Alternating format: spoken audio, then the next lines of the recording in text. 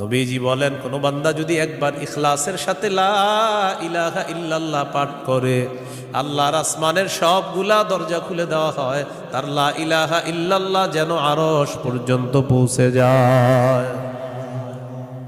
তাওহীদের কয় শর্ত ভুলে গেছে? কয় শর্ত?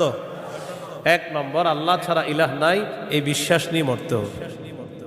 দুই নম্বর, আল্লাহ ছাড়া কোনো ইলাহ নাই, এই কথায় সামান্য সন্দেহ করা যাবে না।